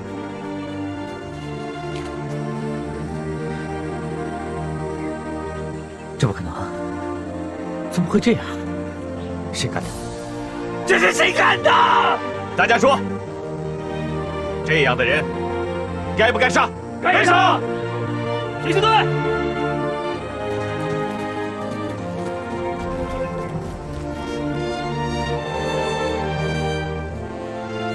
举枪！瞄准！军座，冤枉啊！你不能这样！军座，冤枉！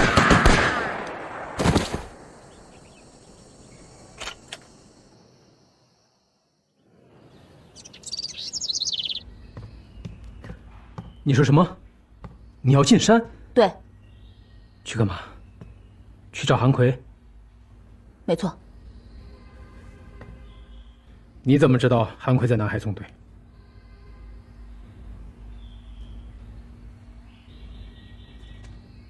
你早就知道。我是搞情报的，这个都不知道，还搞什么情报？你既然知道，为什么不告诉我？韩奎现在是共产党。你怎么能跟共产党往来呢？你就说吧，帮还是不帮？别的事我都能帮你，这事儿不行。我要是帮你进了山，先生知道非杀了我不可。不帮就不帮，少拿先生做借口。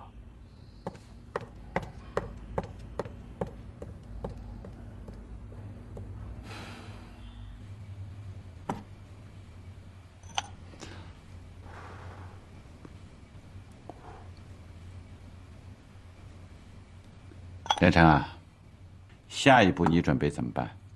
现在暂时顾不了那么多了。宋年是把我害惨了，我整个46军所有的布防和情报都落到了南海纵队手里，我只能重新布防。但有些位置不是一时半会儿就能马上进驻的，这个张发奎也不是不知道，可他还天天逼我进攻进攻，我连脚跟都没站稳。兵家最忌讳的就是后方不稳。你想过没有，连城？如果在你的部队里有情报系统的人员，这种事情还会轻易发生吗？我明白您意思，不过我也说句实话，您想塞人到两广的部队很难。军统已经臭不可闻，情报工作本来是来对付敌人的，现在变成整自家兄弟的工具。除了中央军，其他派系都对情报系统的人非常排斥。即使我是军长，但是把人硬塞给他们，他们也一定会通到白长官那里。你说？我明白。一支军队如果要靠其他部门的人来控制，那确实是一种悲哀。其实，军人有几个是关心政治的？就像当年我在台儿庄，就是被共产党游击队抬下战场的。还好是在李长官手下，如果是中央军，说不准就被军统扣上顶红帽子，给毙了。先生，连城说话直率，您别介意。我觉得，整个党国，只有先生一个人是真正在做情报工作，其他人不过是把手中的权力当做交换和敲诈的筹码。所以，除了先生，任何情报系统的人，我都不会相信。你放心，我不会怪你的。咱俩说话从来不遮遮掩掩，这也是我最欣赏你的地方。好了，不打扰你了。不过我要跟你借个人。先生，您说。唐小姐，我想让她带我们到处转转。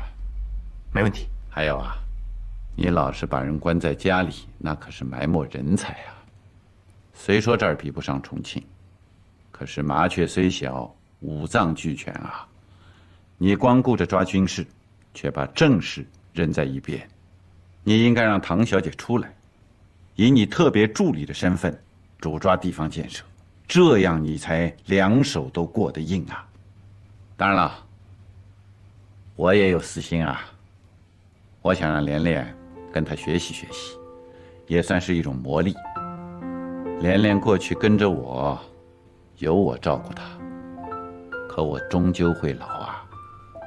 再说，你这个当哥哥的也不能把妹妹扔给我，你就不管了。先生，让我考虑一下，我回去征求一下他的意见，看他本人同不同意。好。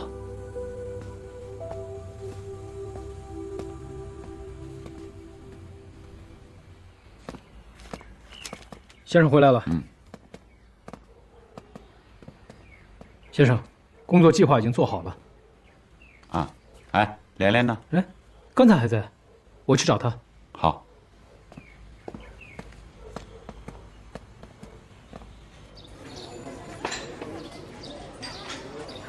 那就这样，那我先走了啊。啊，好。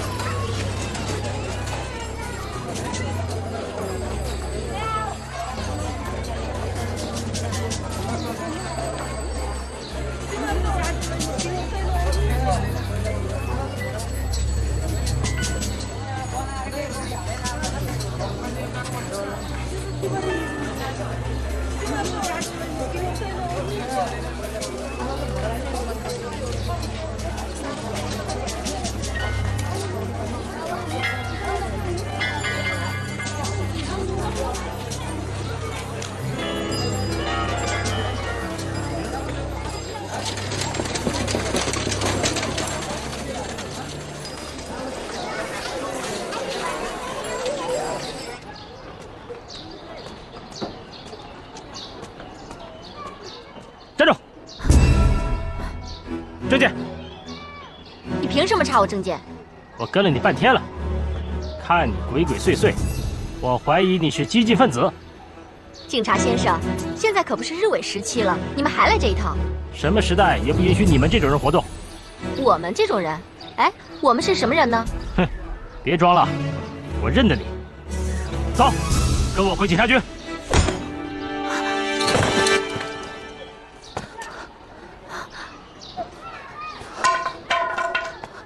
快走！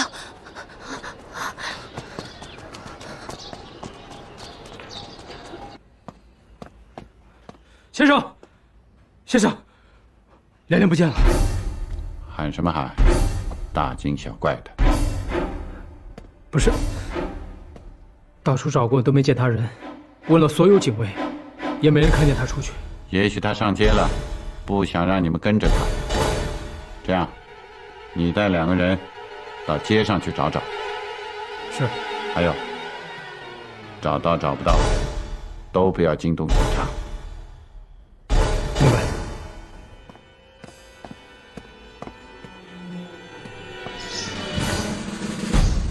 跟我来。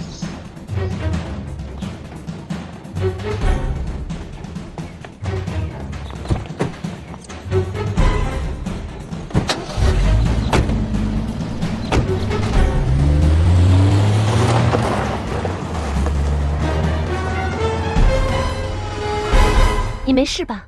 我没事儿，是和平救了我。如果今天没有他，我恐怕已经被反动警察抓走了。我叫和平，人口和，萍水相逢的萍。大家好。和平同学你好。你好。欢迎你。你好。你是哪个系的？我怎么没见过你呢？我不是你们的同学，我是从外地来的，所以你们没有见过我。不过我曾经也是大学生，也贴过标语，当街游行过，和反动警察做过斗争。我一看丽梅就知道他是什么人。我遇到他时，他正在被反动警察追捕。别动！谁动就开枪了，都别动！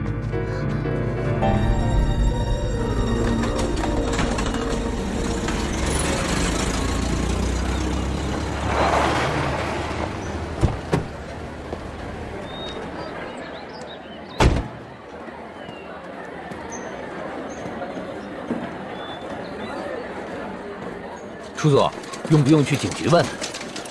为什么呀？小姐从来没来过这个地方，怕是迷路了。中统搞情报的，找个人还要靠警察局，丢不丢人？是。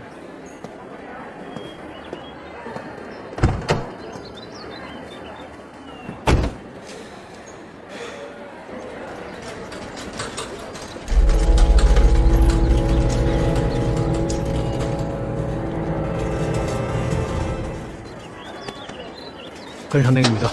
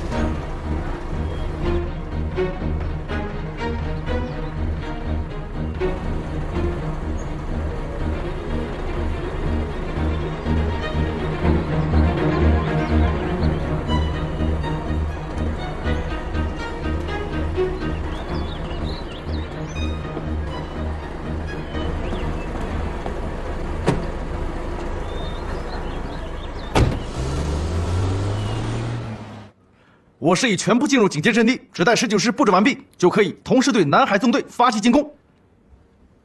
我提醒诸位一句，别想着一口吃掉对方。南纵绝非豆腐渣，要做好长期作战准备。热带雨林本身就不适合装甲部队大规模作战，炎热气候更是对士兵身体和精神造成影响。所以，我们宁可慢点，多花点时间，层层逼近，也不可贸然进攻，重蹈日军的覆辙。军座提醒很重要。事实上，我市目前就已经出现了非战斗性减员的情况。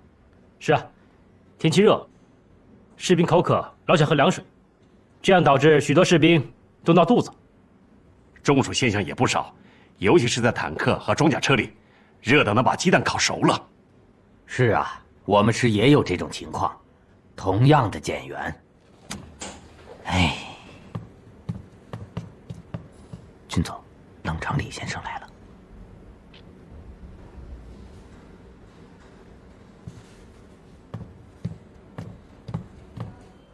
先生，先喝茶，这地方太热了，一天能出一盆汗。作战方面你应该都准备的差不多了吧？一路上看到的都是军车和士兵，感觉这1-2天你就要发起进攻了。没错，如果不出意外的话，这2天就要行动了。先生来了，我也陪不了您。军事上我帮不了你什么，这是我给你准备的，也许对你有用。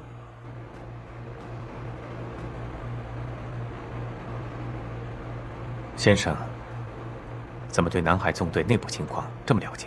你干你的，我做我的，我能帮你的也许就只有这些了。连城啊，我一直记得你以前说过的一句话：要战胜对手，首先要了解对手。先生怎么对我说过的话记得这么清楚？古人说：“父母在，不远行。”看来这话放在现在行不通啊。我倒想起了另外一句话，那就是“儿行千里母担忧”啊。天下做父母的，哪有不替孩子操心的？好了，走了。啊，对了，于公于私，这次你都不会放过韩奎，对吧？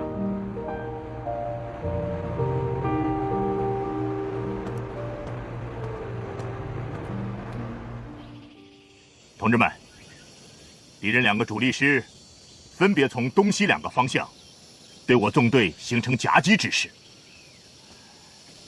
想一口吃掉我们，形势非常严峻呐。抗战8年，我们没有丢弃1寸土地，今天也绝不能丢。韩特派员，你的意见呢？我坚持认为，应该充分利用46军正在重新部署这个空档，迅速转移、分散隐蔽，保存实力，而不是修筑防线跟敌人打阵地战。韩特派员，你别忘了，这是一座孤岛啊！日据时期，我可以利用地方势力和民众的反日情绪，化整为零，把部队藏入民间。可今天是国民党军，那些土豪劣绅巴不得我们被消灭掉。你让我这1万多人的队伍往哪儿躲？往哪儿藏啊？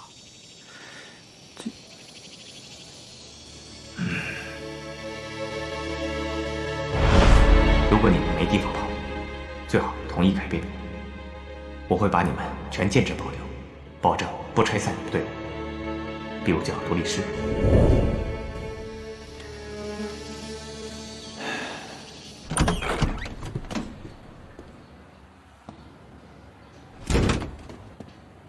就这样。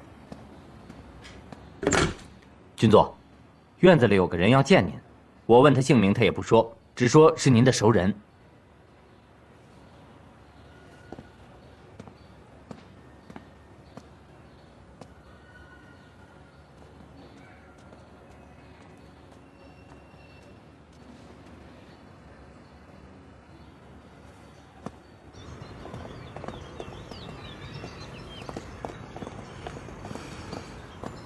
先生，你怎么来了？连连丢了。什么？连连一早出了门，到现在我都没找到他。先生又不许我问警察局，我想来想去，只有来找你。